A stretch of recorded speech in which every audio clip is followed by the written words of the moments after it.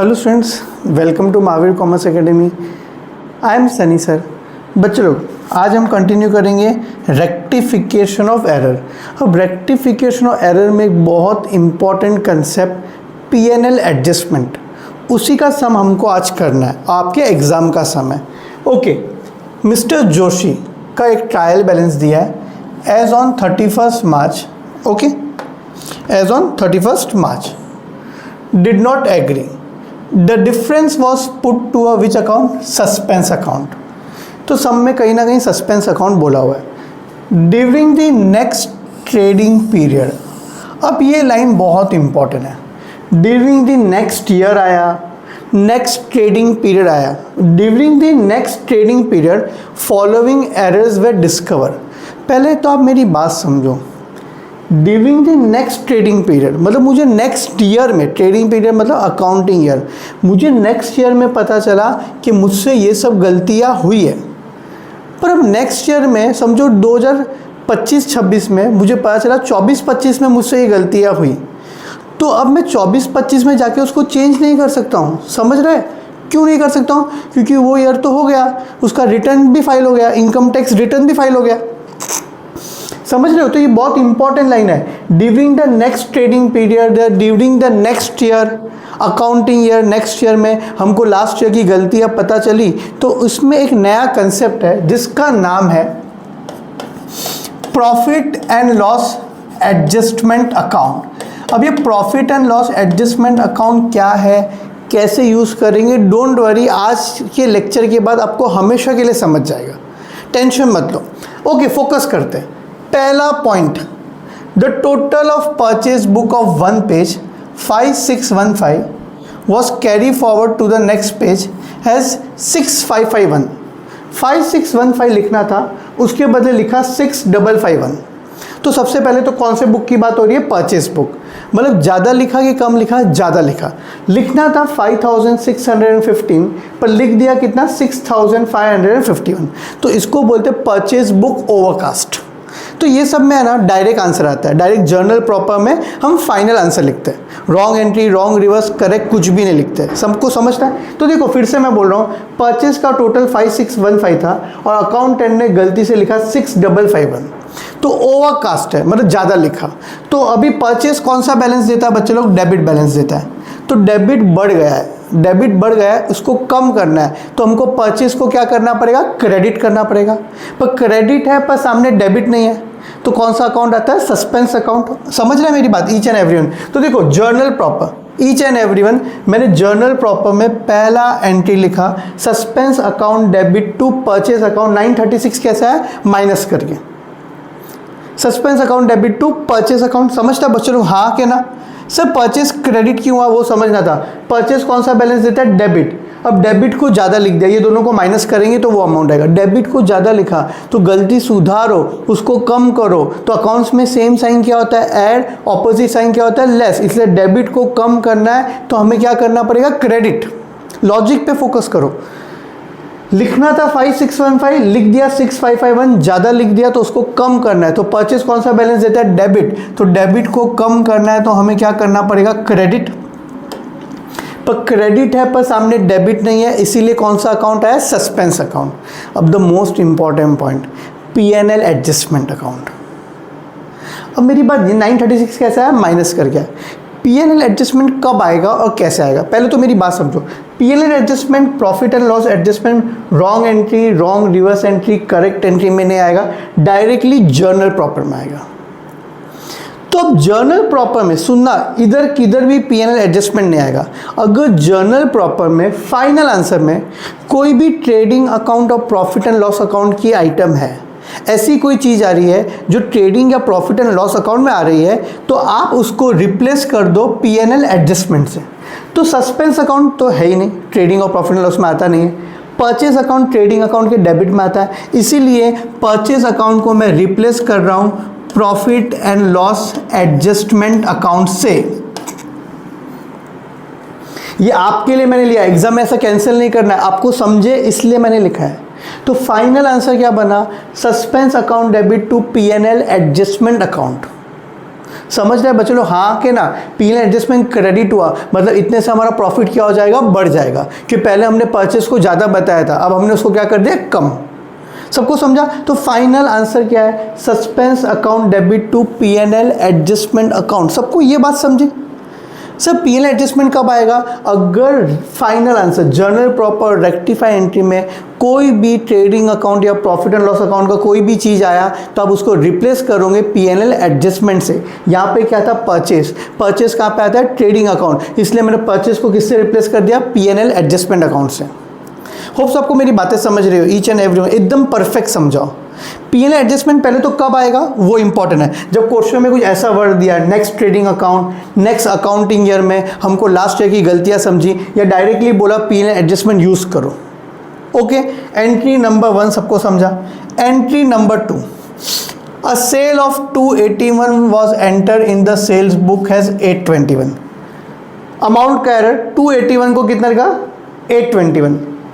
A sale of 281 was, इसमें ऐसा total वगैरह कुछ भी नहीं बोला, हमने सेल किया।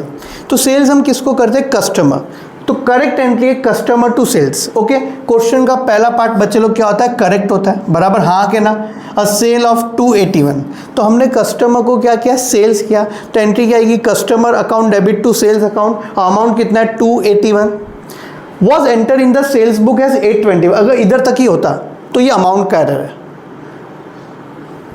बुक बोला है, अकाउंट मतलब सिंगल, बुक मतलब डबल, बट डेबिट में भी गलती हुई, क्रेडिट में भी गलती हुई। बट आगे देखो क्या लिखा है, and posted to the credit of customer account. मतलब पहले फिर से पेशेंस रखना हो रहा, हमने 281 का गुड्स बेचा, आराम से देखो, इधर इधर इधर इधर सुनो, हमने 281 का गुड्स बेचा, तो सबसे पहले हम लोग कौन सी एंट्री पास करते हैं, करेक्ट एंट्री। तो करेक्ट एंट्री क्या है, customer account debit to sales account 281। आराम से सबसे पहले हम लोग करेक्ट एंट्री पास करते हैं। अब उसने क्या बोला है, एक तो अमाउंट का एरर हुआ और दूसरा उसने बोला है was posted to the credit of customer account. तो कस्टमर को डेबिट करने के बदले भाई साहब ने कस्टमर को क्रेडिट किया, और सेल्स तो क्रेडिट ही हो रहा है, हाँ के ना। देख, दो गलतियां की है, एक तो अमाउंट 281 के बदले 821 लिखा है, थोड़ा पेशेंस रखना पड़ेगा। सबसे पहले करेक्ट एंट्री, फिर रॉन्ग एंट्री। दो गलती ये की है, एक तो अमाउंट का एरर है मेरे दोस्त, और दूसरा एरर ये है कस्टमर को डेबिट करने के बदले कस्टमर को क्रेडिट किया। पहले करेक्ट एंट्री पास करेंगे, फिर रॉन्ग, अब रॉन्ग का उल्टा रॉन्ग रिवर्स। ये दोनों क्रेडिट है तो अब ये दोनों डेबिट हो गए, हाँ के ना, ईच एंड एवरीवन। तो sales debit sales credit cancel, हम रॉन्ग रिवर्स और करेक्ट को कंपेयर कर रहे हैं, कैंसिल होगा, ऐसा लोग गलती कर रहे हैं। Sales debit sales credit cancel होगा, होगा, पर प्रॉब्लम ये है दोनों का अमाउंट अलग है। देखो कस्टमर तो दोनों डेबिट हो रहा है, तो डेबिट डेबिट तो क्या हो जाएगा, ऐड। तो मैंने दोनों को ऐड करके कस्टमर को डेबिट लिख दिया 1102। 821 प्लस 281 कस्टमर डेबिट हो गया 1102 से, ये तो समझता है। देखो रॉन्ग रिवर्स और करेक्ट को कंपेयर करना। अब सेल्स डेबिट और सेल्स क्रेडिट कैंसिल नहीं हो सकता क्योंकि दोनों का अमाउंट मेरे दोस्त अलग है। तो डेबिट ज़्यादा है कि क्रेडिट ज़्यादा है, डेबिट ज़्यादा है कि क्रेडिट ज़्यादा है, डेबिट। तो इसे फाइनल आंसर भी कहाँ पर आया, डेबिट में आया। 821 माइनस 281 अमाउंट कितना आया, 540। नहीं समझा, देखो कस्टमर डेबिट डेबिट तो क्या हो गया, ऐड हो गया। सेम साइन अकाउंट्स में क्या होता है, ऐड, ऑपोजिट साइन क्या होता है, लेस। सेल्स डेबिट है और सेल्स क्रेडिट है, तो डेबिट ज़्यादा है क्रेडिट कम है, तो इसलिए सेल्स का फाइनल आंसर डेबिट आया 540। 821 माइनस 281। अब ये दोनों डेबिट है पर सामने क्रेडिट नहीं है, तो कौन सा अकाउंट आ गया, सस्पेंस अकाउंट। अब द मोस्ट इंपॉर्टेंट पॉइंट, ये सब आपको आता है नॉर्मल सम, मैंने पहले भी बताया। The most important point, P&L adjustment. अब मेरी बात ध्यान से सुनना, यहाँ पे कोई ऐसा, ये फाइनल आंसर है, मैंने जानबूझ के आपके लिए ये आंसर लिखा है। अब यहाँ पे कोई ऐसी चीज़ है जो ट्रेडिंग या प्रॉफिट एंड लॉस अकाउंट में आती है, हाँ सेल्स, तो सेल्स को रिप्लेस कर दो प्रॉफिट एंड लॉस एडजस्टमेंट से। तो फाइनल आंसर क्या आया, customer account debit profit and loss adjustment account debit to suspense account. ये सम बहुत इंपॉर्टेंट है, very very important sum, exam के दिन इसको करके जाना। ओके, कस्टमर तो कहाँ पे आता है, बैलेंस शीट। एक कस्टमर को हम एक और नाम लिख सकते हैं, ट्रेड रिसीवेबल, कि कस्टमर कहाँ पे आता है, डेटर में आता है, और डेटर को ये लोग बैलेंस शीट में क्या बोलते हैं, ट्रेड रिसीवेबल। आपकी बैलेंस शीट में नहीं, सीए फाउंडेशन में जब बैलेंस शीट बनता है तो हम लोग डेटर को क्या लिखते हैं, ट्रेड रिसीवेबल। सर मैंने कस्टमर लिखा तो सही है, हाँ चलेगा बेटा, कोई प्रॉब्लम नहीं है। मेन फोकस था, देखो यहाँ पे कुछ भी नहीं करना है, पहले करेक्ट एंट्री पास किया, फिर रॉन्ग रिवर्स और करेक्ट को कंपेयर करके जर्नल प्रॉपर। पर यहाँ पे पीएनएल एडजस्टमेंट का कोई लेना देना नहीं है। पीएनएल एडजस्टमेंट का जन्म कब होगा, जर्नल प्रॉपर में। अगर जर्नल प्रॉपर में फाइनल आंसर में, जर्नल प्रॉपर बोलो या रेक्टिफाई एंट्री बोलो, फाइनल आंसर में कोई भी ट्रेडिंग या प्रॉफिट एंड लॉस अकाउंट का आया तो आप उसको रिप्लेस करेंगे पीएनएल एडजस्टमेंट से। सम में बोला है इसीलिए करेंगे। अगर नॉर्मल सम होता तो यही आंसर होता, customer account debit, sales account debit to suspense account. Hopes आपको मेरी बातें समझते हो ईच एंड एवरी। आगे बढ़ते हैं, entry number 3, return to creditor. पहले तो समझो क्रेडिटर को हम रिटर्न कब करेंगे, जब हमने उससे गुड्स खरीदा होगा। तो क्रेडिटर को रिटर्न किया मतलब ये कौन सा रिटर्न है, परचेज रिटर्न। इसका एक और नाम हो सकता है return outward. Return to creditor of 295 was enter in the return inward book. Return inward मतलब कौन सा रिटर्न होता है, sales return. In short purchase return का एंट्री सेल्स रिटर्न में किया। आप स्टेप बाय स्टेप करो, क्वेश्चन को 2 पार्ट में डिवाइड करेंगे। पहला पार्ट है correct, return to creditor 295। Creditor को रिटर्न किया तो पहले तो कौन सा रिटर्न है, परचेज रिटर्न। तो जब हम क्रेडिटर से परचेज करते हैं तो एंट्री आता है परचेज टू क्रेडिटर। तो उसका उल्टा क्या आएगा, creditor account debit to purchase return. देखो दिखता है बच्चे लोग, creditor account debit to purchase return account, हाँ के ना। परचेज रिटर्न का एक और नाम है रिटर्न आउटवर्ड। करेक्ट एंट्री, सबसे पहले हम लोग करेक्ट एंट्री पास, 3 कॉलम है, wrong entry, wrong reverse, correct entry, journal proper. सबसे पहले मैं करेक्ट एंट्री पास करूंगा ईच एंड एवरी। सबसे पहले मैं करेक्ट एंट्री पास करूंगा customer account debit to purchase return या रिटर्न आउटवर्ड। अकाउंट एन है, आराम से फोकस करो, बहुत अच्छा समय। Was enter in the return inward book, मतलब सेल्स रिटर्न में लिखा। अब ये पढ़ ही रहा था, पर आगे ट्विस्ट आया। However creditor account was correctly posted. Sales return की एंट्री क्या आती है, कस्टमर टू सेल्स का उल्टा सेल्स रिटर्न टू कस्टमर। तो मैं रॉन्ग में लिख ही रहा था सेल्स रिटर्न टू कस्टमर। मेरी बात ध्यान से सुनो, सेल्स रिटर्न टू कस्टमर मतलब क्रेडिटर, पार्टी का नाम इसमें क्रेडिटर है। सेल्स रिटर्न टू क्रेडिटर लिख ही रहा था, पर उसने उसने लास्ट में एक लाइन दिया, however creditor account was correctly debited. देखो लिखा, मैं मेरे घर से कुछ भी नहीं बोल रहा हूँ। How ever creditor account was correctly posted, मतलब क्रेडिटर अकाउंट बराबर आया। देखो अगर ये लाइन नहीं होता तो मैं वैसा ही एंट्री पास करता, कस्टमर टू सेल्स मतलब क्रेडिटर टू सेल्स रिटर्न। इधर मैं क्रेडिटर टू सेल्स रिटर्न करता, सॉरी क्रेडिटर टू सेल्स है तो उसका उल्टा sales return to creditor.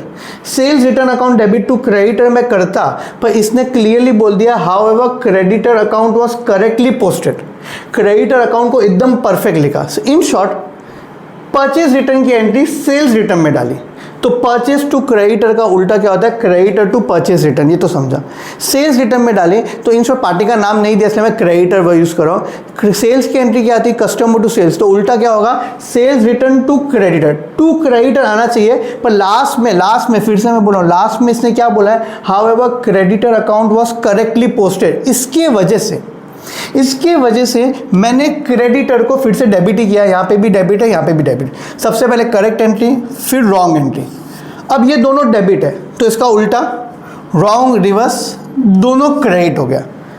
Sales return बोलो या इसका एक और नाम क्या है बच्चे लोग, रिटर्न इनवर्ड। तो दोनों डेबिट है तो दोनों क्रेडिट हो गया। तो अमाउंट का तो एरर नहीं है, क्रेडिटर डेबिट, क्रेडिटर क्रेडिट क्या हो गया, cancel. Wrong reverse each and every, wrong reverse और करेक्ट को हम कंपेयर करेंगे तो क्रेडिटर कैंसिल हो गया। अब सेल्स रिटर्न भी क्रेडिट हो रहा है, परचेज रिटर्न भी क्रेडिट हो रहा है, बस सामने डेबिट नहीं है। तो फाइनल आंसर क्या आया, suspense account debit to return inward और to return outward. Sorry, final answer क्या है बच्चे लोग बोलो, suspense account debit to return inward to return outward या suspense account debit to purchase return to sales return, दोनों क्रेडिट हो रहा है। अब द मोस्ट इंपॉर्टेंट पॉइंट, सिर्फ जर्नल प्रॉपर मेन आंसर जो फाइनल आंसर है उसमें जब हम लोग आएंगे तब भी सोचना है इसमें से कुछ ऐसा है जो ट्रेडिंग अकाउंट या प्रॉफिट एंड लॉस अकाउंट में आता है। हाँ, ये दोनों ट्रेडिंग अकाउंट में आता है, परचेज में से परचेज रिटर्न माइनस होता है, सेल्स में से सेल्स रिटर्न माइनस होता है। तो ये दोनों को हम रिप्लेस कर देंगे P&L एडजस्टमेंट से, ईच एंड एवरी वन। तो फाइनल आंसर क्या आया, suspense account debit to P&L adjustment account, debit में भी 590, क्रेडिट में भी 590। होप्स आपको मेरी बातें समझती हो, आराम से जाना पड़ेगा नहीं तो समझेगा नहीं। सबसे पहले ईच एंड एवरी आप लोग कौन सी एंट्री पास करते हो, करेक्ट, फिर रॉन्ग, फिर रॉन्ग रिवर्स और करेक्ट को कंपेयर करके हम लोग कहाँ पे लिखते हैं, each and every one journal proper में। होप सो आपको मेरी बातें समझती हो। पहला, दूसरा और तीसरा सबको समझा, हाँ के ना, ईच एंड एवरी वन पहली 3 एंट्री सबको समझी। अब आगे बढ़ते हैं फोर्थ। देखो सिंपल वर्ड्स में बोलूँ तो परचेज रिटर्न की एंट्री सेल्स रिटर्न में लिख दी, पर क्रेडिटर का अकाउंट करेक्टली पोस्ट किया। होप्स आपको मेरी बातें समझती हो। आगे बढ़ते हैं। एंट्री नंबर 4 एकदम सिंपल है, पहली 3 एंट्री तो भी अच्छी थी। Cash receive from Senu 895 was posted to the debit of Setu, error in name. हमको कैश मिला मतलब पैसा आया, तो सबसे पहले करेक्ट एंट्री में हमने लिख दी each and every, error in name है। करेक्ट एंट्री में क्या आया, कैश अकाउंट डेबिट टू, ये पार्टी का नाम, पर अकाउंटेंट ने इसको क्रेडिट करने के बदले इसको क्या कर दिया, डेबिट। कैश में गलती नहीं हुई है तो कैश यहाँ पे भी डेबिट है, यहाँ पे भी डेबिट है, हाँ के ना। हाँ, इसको क्रेडिट करने के बदले ये वाले अकाउंट को डेबिट कर दिया, एरर इन नेम। सेनु के बदले क्या लिख दिया, सेटू। तो Setu account debit, cash account debit, दोनों डेबिट है तो उल्टा होगा तो दोनों क्या हो जाएगा, क्रेडिट। कंपेयर करेंगे कैश कैश कैंसिल, ये दोनों क्रेडिट है पर सामने डेबिट नहीं है तो क्या आ गया, सस्पेंस अकाउंट। तो suspense account debit to Senu account to Setu account. अब ये दोनों नाम है, ये दोनों ट्रेडिंग अकाउंट और प्रॉफिट एंड लॉस अकाउंट में नहीं आ सकते, नाम तो कहाँ पे आएगा, बैलेंस शीट में आएगा, इसलिए इसको रिप्लेस नहीं करेंगे, ये ऐसा ही रहेगा। Suspense account debit to Senu account to Setu account. Hopes आपको मेरी बातें समझते हो, each and every journal proper, ये आपका फेयर आंसर है, ये वर्किंग नोट है। ओके, सबसे पहले करेक्ट एंट्री पास करेंगे, फिर रॉन्ग का उल्टा रॉन्ग रिवर्स और करेक्ट को कंपेयर करके जर्नल प्रॉपर। अगर आपने पहले के वीडियोस नहीं देखे तो प्लीज वो देखना। ओके बच्चों, लोग आगे बढ़ते हैं। 4 एंट्री तो हो गई मजाक में। Entry number 5, goods worth 1400 were dispatched to a customer before the close of the year. Goods of 1400 were dispatched to a customer, मतलब कस्टमर को बेचा, but no invoice was made out. Invoice नहीं बनाया मतलब इन शॉप बुक में entry नहीं आई, तो ये है एरर ऑफ ओमिशन। तो एरर ऑफ ओमिशन की जो भी एंट्री है ना बेटा वो डायरेक्टली आएगी। देखो error of omission, undercast, overcast, ये सब डायरेक्टली कहाँ पे आएगा, जर्नल प्रॉपर में आएगा। सबको समझ रहा है मेरी बात, हाँ के ना। तो हमने कस्टमर को गुड्स बेचा तो एंट्री क्या आनी चाहिए, customer account debit to sales account. Customer बोलो या ट्रेड रिसीवेबल बोलो, वन एंड द सेम। देखो each and every one, customer बोलो या ट्रेड रिसीवेबल बोलो, वन एंड द सेम। तो इसलिए इस बार मैंने जानबूझ कस्टमर के बदले ट्रेड रिसीवेबल लिखा, हाँ के ना। तो एंट्री क्या है, सब लोग बोलो, trade receivable account debit to sales account. अब आप दिमाग लगाओ इसमें से कौन सी चीज़ है जो ट्रेडिंग या प्रॉफिट एंड लॉस अकाउंट में आती है, सेल्स। तो सेल्स को रिप्लेस किससे करेंगे, profit and loss adjustment account. तो फाइनल आंसर क्या बना मेरे दोस्त, trade receivable account debit to P&L adjustment account. Trade receivable तो कहाँ पे आता है, बैलेंस शीट में आता है। देखो इसमें ये सब नहीं आया, रॉन्ग रिवर्स करेक्ट कुछ भी नहीं आया, क्योंकि ये एरर ऑफ क्या था, ओमिशन। तो undercast, overcast, error of omission में आप डायरेक्टली जर्नल प्रॉपर में आंसर लिख सकते हो। मजाक में हमने 5 एंट्री कर दी। सबको इधर तक समझता है ईच एंड एवरीवन, यस और नो, आराम से, कोई घाई नहीं। मेन ये सब में नया था प्रॉफिट एंड लॉस एडजस्टमेंट। मैं फिर से बोलूँगा, जर्नल प्रॉपर में चेक करो, अगर कोई भी आइटम ट्रेडिंग या प्रॉफिट एंड लॉस अकाउंट का है तो आप उसको P&L एडजस्टमेंट से रिप्लेस कर दो। यस और नो, ईच एंड एवरीवन। आगे बढ़े, 4 एंट्री हो चुकी हैं, आगे बढ़ते 5 हो चुकी है, सॉरी। 6 वाला एक धमाकेदार बहुत बढ़िया एंट्री है, आराम से, कॉन्फिडेंस से। अब देखो यार, goods worth 1600 were sent on sale or return basis to a customer and entered in the sales book at the close of the year. अब देखो पहले तो एक कंसेप्ट क्या है, सेल और रिटर्न बेसिस। सेल और रिटर्न बेसिस का मतलब ये होता है, मैंने आपको आज गुड्स तो बेचा, मेरा भी दुकान है आपका भी दुकान है, मैं होलसेल वाला हूँ, आप रिटेल वाले हो समझो। मैंने आपको बोला आपके दुकान में ये गुड्स रख, कोई प्रॉब्लम नहीं है। तो एक बार के लिए मैंने आपको गुड्स दिया तो मैंने एंट्री पास की customer account debit to sales account. पर मैंने आपको एक ऑप्शन दिया कि आप चाहो कल उठ के आपका गुड्स नहीं बिका, एक टाइम लिमिट होगा बट ऑब्वियस है, कल उठ के आपका गुड्स आगे नहीं बिका तो आपके पास एक ऑप्शन है, आप मुझे रिटर्न कर सकते हो। तो इसको जब ये ऑप्शन, नॉर्मली ये ऑप्शन नहीं होता है, बेच दिया तो बेच दिया, पर ऐसा सेल जिसमें ऑप्शन है सेल और रिटर्न बेसिस, सेल और रिटर्न बेसिस, ये कंसेप्ट का नाम है। देखो इसलिए लिखा है goods worth was sent on sale और रिटर्न बेसिस। मतलब मैंने आपको गुड्स बेचा, कस्टमर टू सेल्स, मेरा प्रॉफिट इंक्लूड है, पर आपके पास एक ऑप्शन है कल क्या वो गुड्स मुझे क्या कर सकते हो, रिटर्न दे सकते हो। पहले कंसेप्ट समझा, सेल और रिटर्न बेसिस का कंसेप्ट क्या बोल रहा है। ओके आगे बढ़ते हैं। To customer and enter in the sale, हमने सेल्स बुक में एंट्री पास कर दी, customer to sales at the close of the year the customer still had the option to return the goods. देखो at the close of the year मतलब 31 March आ गया या आने वाला है, close of the year, customer के पास ऑप्शन है कि वो हमको गुड्स रिटर्न कर सकता है। अब आज 31 मार्च आ गया, आपका जवाब नहीं आया, गुड्स बेचा है कि नहीं बेचा है, तो eight the close of the year उसके पास तो ऑप्शन है, वो मुझे गुड्स क्या कर सकता है, रिटर्न कर सकता है, हाँ कि ना। तो सेल और रिटर्न बेसिस में आपके पास एक ऑप्शन है। ईच एंड एवरीवन, हम लोग कौन से मंथ का बना रहे, 31 मार्च। अब मेरी बात सुनो, आपके पास तो ऑप्शन है, आप मुझे रिटर्न भी कर सकते हो, मेरी बात समझो। अब मैंने एंट्री तो पास कर दी, देखो मैंने कस्टमर टू सेल्स 1600 रुपया लिख दिया, पर कहीं ना कहीं ये गलत है क्योंकि अब तक अप्रूवल नहीं आया। उसके पास अभी भी ऑप्शन है, वो चाहे तो मुझे रिटर्न कर सकता है, समझो मेरी बात। देखो क्लियरली लिखा है eight the close of the year customer still had the option, मतलब आज मैं अकाउंटिंग ईयर 31 मार्च का अकाउंट्स बना रहा हूँ, टैली कर रहा हूँ, पर अभी भी उसके पास ऑप्शन है, वो मुझे फ्यूचर में रिटर्न कर सकता है। तो देखो यार, अगर मैंने कहीं ना कहीं सेल्स में बता दिया तो सेल्स का अमाउंट बढ़ जाएगा, तो मेरा ग्रॉस प्रॉफिट बढ़ जाएगा, मेरा नेट प्रॉफिट बढ़ जाएगा, तो मैं उस पर टैक्स भरना पड़ेगा। पर कहीं ना कहीं गलत है ना, अब तक सेल्स हुआ ही नहीं है, गारंटी नहीं है। मैंने एंट्री पास की कस्टमर टू सेल्स, मैंने गुड्स गया, मेरे पास गुड्स नहीं है आज की तारीख में, मैंने एंट्री पास कर दी कस्टमर टू सेल्स, पर कल उठ के समझो उसने रिटर्न कर दिया तो गड़बड़ हो गई।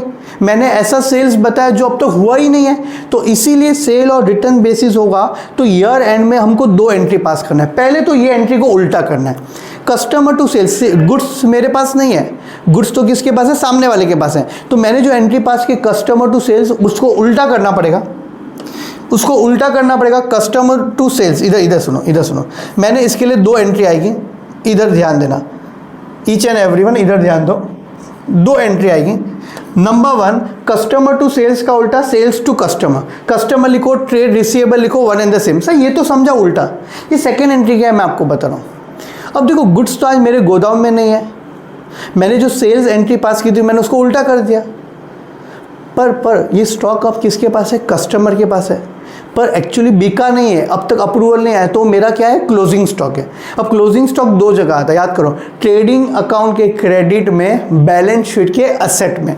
तो इसलिए देखो ट्रेडिंग अकाउंट के क्रेडिट में, टू ट्रेडिंग अकाउंट, ये कौन सा स्टॉक है, कहीं ना कहीं क्लोजिंग स्टॉक है। और दूसरा स्टॉक विद कस्टमर, कहीं ना कहीं क्लोजिंग स्टॉक, ये कौन सा है, balance sheet asset side. Closing stock 2 जगह आता है, तो डेबिट वाला जो है वो बैलेंस शीट वाला है और क्रेडिट वाला वो क्या है, ट्रेडिंग अकाउंट के क्रेडिट में। क्लोजिंग स्टॉक 2 जगह आता है, trading account credit side, balance sheet asset side. देखो ये कंसेप्ट का नाम है सेल और रिटर्न अप्रूवल बेसिस। तो ऐसा सब आया तो अब गारंटी नहीं है, मैंने कस्टमर टू सेल्स की एंट्री पास कर दी है पर वो हुआ कि नहीं उसके बाद ऑप्शन है, तो अभी भी इसको मैं सेल्स मान सकता नहीं हूँ। तो सबसे पहले वो सेल्स की एंट्री को मुझे रिवर्स करना पड़ेगा, पॉइंट नंबर 1। अब दूसरा point, each and everyone, goods तो मेरे पास है ना, क्लोजिंग स्टॉक, मतलब मैं आज अकाउंट्स बना रहा हूँ तो मुझे उसको काउंट करना पड़ेगा कि नहीं, सेल्स नहीं हुआ मतलब वो गुड्स मेरा ही है, मैं ही अब तक ओनर हूँ, तो क्लोजिंग स्टॉक मेरे स्टॉक काउंटिंग में मुझे उसको काउंट करना पड़ेगा, हाँ कि ना। तो क्लोजिंग स्टॉक 2 आता है, ट्रेडिंग अकाउंट के क्रेडिट में और बैलेंस शीट के असेट में। तो मैंने एंट्री पास किया stock with customer to trading account, stock with customer के बदले आपने क्लोजिंग स्टॉक लिखा तो भी चलेगा, closing stock to trading account. पर closing stock is recorded at cost price, cost of market price whichever is lower. तो 1600 में 20% प्रॉफिट है, तो 20% माइनस करके मैंने लिखा 1280। सबको पहले तो ये समझता है, बोलो हाँ के ना, ईच एंड एवरीवन। या तो आप ये 2 एंट्री पास करो या 1 एंट्री पास करो, नेट एंट्री। हम भी इसको नेट ही करने वाले, डोंट वरी। पहले आपको समझा 2 एंट्री क्यों है, एक तो मैंने उल्टा किया और दूसरा ये जो जीपी है, जीपी 20% ऑन सेल्स है, क्योंकि क्लोजिंग स्टॉक को मैं मार्केट प्राइस पे रिकॉर्ड नहीं कर सकता, cost of market price whichever is lower, मैं उसमें प्रॉफिट इंक्लूड कर सकता नहीं हूँ। सबको ये समझता है, पहले तो बोला हाँ के ना, ईच एंड एवरीवन। अब सुनो मैं क्या बोल रहा हूँ, अब संभल के थोड़ा। सेल्स अकाउंट ट्रेडिंग अकाउंट की आइटम है, तो उसको रिप्लेस कौन कर देगा, P&L एडजस्टमेंट। ये तो कस्टमर या ट्रेड रिसीवेबल कहाँ का है, बैलेंस शीट का है, इसको रिप्लेस नहीं कर सकते हैं। अब ये stock with customer closing stock debit वाला बैलेंस शीट वाला है, तो उसको रिप्लेस नहीं कर सकते हैं। पर ट्रेडिंग अकाउंट को किससे रिप्लेस करेंगे, P&L एडजस्टमेंट से। ये समझा कि नहीं समझा, ईच एंड एवरीवन। तो फाइनल आंसर क्या हुआ, each and everyone. Stock with customer मतलब क्लोजिंग स्टॉक जो डेबिट है, क्लोजिंग स्टॉक जो डेबिट है 1280। P&L एडजस्टमेंट 2 बार आया, डेबिट में भी आया, क्रेडिट में भी आया। डेबिट वाला ज़्यादा है, क्रेडिट वाला कम है, तो फाइनल आंसर कहाँ पे रहेगा, डेबिट में रहेगा। P&L adjustment, P&L adjustment account 320 कैसा आया, 1600 माइनस 1280। फिर से समझो, सेल्स को रिप्लेस किया P&L एडजस्टमेंट से, ट्रेडिंग अकाउंट वाले को रिप्लेस किया P&L एडजस्टमेंट। P&L एडजस्टमेंट 2 बार आ रहा है, डेबिट भी है, क्रेडिट भी है। डेबिट ज़्यादा है इसलिए फाइनल आंसर डेबिट में आया।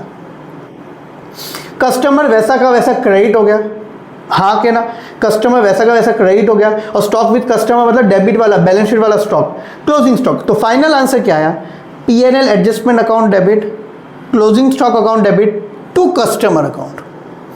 फाइनल आंसर क्या है, सब लोग बोलो। P&L एडजस्टमेंट 2 बार था, डेबिट और क्रेडिट, तो मैंने डेबिट लिया क्योंकि डेबिट ज़्यादा है, 1600 माइनस 1280। फाइनल आंसर क्या आया, P&L adjustment account debit, closing stock account debit to customer account. Hopes आपको मेरी बातें समझते हो, ईच एंड एवरीवन, यस और नो। ओके, ये अच्छा वाला एंट्री था। सेल और रिटर्न बेसिस रहेगा तो मैं 2 एंट्री पास करूंगा, पहले तो मैं उल्टा करूंगा और दूसरा मैं बताऊंगा कि स्टॉक मेरा है, मैं ओनर हूं, तो क्लोजिंग स्टॉक मेरे में वो काउंट होगा। तो क्लोजिंग स्टॉक 2 जगह आता है, trading account credit side, balance sheet asset side. काफ़ी अच्छा समय P&L एडजस्टमेंट का। आगे बढ़ते हैं, ईच एंड एवरीवन आगे बढ़ते हैं। Entry number 7, 600 due from Q, mister Q से मुझे पैसा लेना है, was omitted to be taken to the trial balance. अब Q से मुझे पैसा लेना है, तो Q मेरा क्या है, डेटर है। डेटर बोलो, कस्टमर बोलो, पार्टी का नाम दिया हुआ है। तो डेटर क्या होता है, असेट होता है। असेट कौन सा बैलेंस होता है, डेबिट। तो Q से मुझे 600 रुपया लेना है, वो हम लिखना भूल गए। ओमिट मतलब error of omission, partial omission.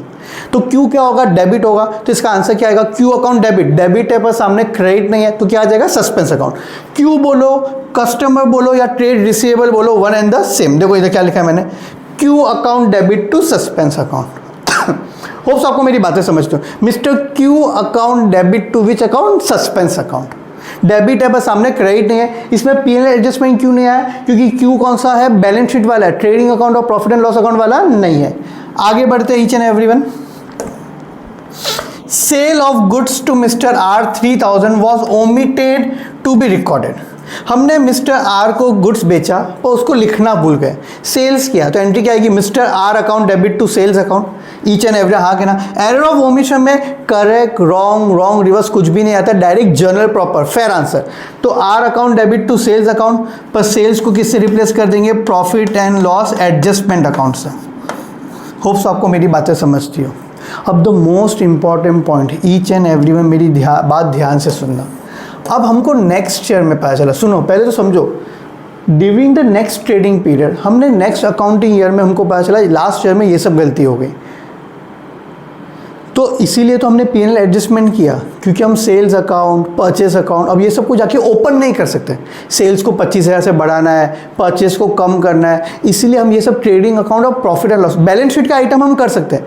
Trading और प्रॉफिट एंड लॉस को क्यों नहीं कर सकते, क्योंकि वहाँ पे ग्रॉस प्रॉफिट आ गया, नेट प्रॉफिट आ गया, हिसाब खत्म हो गया। तो इसीलिए हमने P&L एडजस्टमेंट यूज़ किया कि अब हम क्या करेंगे, प्रॉफिट को बढ़ाएंगे या कम करेंगे। फाइनल हम अभी हमको P&L एडजस्टमेंट हमने यूज़ क्यों किया कि फाइनल नेट हिसाब देखेंगे कितने से प्रॉफिट बढ़ाना है या कितने से प्रॉफिट कम करना है। तो इसीलिए लास्ट एक काम हमको करना है, each and everyone P&L adjustment का लेजर बनाना है। P&L एडजस्टमेंट का लेजर बनाना है, मतलब यहाँ से बनेगा जर्नल प्रॉपर से। जर्नल प्रॉपर में चेक करो P&L एडजस्टमेंट पहले में है, हाँ क्रेडिट हो रहा है तो हम भी कहाँ पे लिखेंगे, क्रेडिट में लिखेंगे। P&L एडजस्टमेंट डेबिट हो रहा है तो हम भी कहाँ पे लिखेंगे, डेबिट। देखो 936 क्रेडिट में आना चाहिए, 540 डेबिट में आना चाहिए। देखो है कि नहीं, चेक करते हैं। 936 क्रेडिट में आया, 540 डेबिट में आया, तो आपको सिंपल चेक करना है। डेबिट है तो डेबिट में लिखेंगे, क्रेडिट है तो क्रेडिट में लिखेंगे। अब देखो फाइनली P&L एडजस्टमेंट का जब आप टोटल करोगे तो क्रेडिट ज़्यादा है, ये सब में क्रेडिट का टोटल 5926 है और डेबिट का टोटल ये दोनों मिला के कुछ 860 है, तो माइनस करके 5066 आएगा। अब देखो क्रेडिट ज़्यादा है मतलब प्रॉफिट हो, क्रेडिट ज़्यादा है कैसे बताया, credit all incomes and gains, debit all expenses and losses. Credit ज़्यादा है तो प्रॉफिट हुआ, तो इन शॉर्ट प्रॉफिट बढ़ना चाहिए। P&L एडजस्टमेंट का क्रेडिट ज़्यादा है तो प्रॉफिट बढ़ेगा, तो ये किसको बिलोंग करेगा, बिजनेसमैन को। तो बिजनेसमैन का प्रॉफिट और लॉस कैसे बढ़ाए या कैसे कम करे, सिंपल, कैपिटल। प्रॉफिट ज़्यादा है तो कैपिटल को बढ़ा दो, यही उल्टा होता। डेबिट ज़्यादा होता तो कैपिटल को क्या कर दो, कम कर दो। तो ये जो डिफरेंस बचा ये एंट्री पास करनी पड़ेगी आपको, उसको कहाँ पे डालना है, कैपिटल में डालना है। तो एंट्री क्या आया, P&L adjustment account debit to capital account. देखो एंट्री क्या पास किया मैंने, एक एक्स्ट्रा एंट्री क्या आएगी बोलो, P&L adjustment account debit to which account, capital account.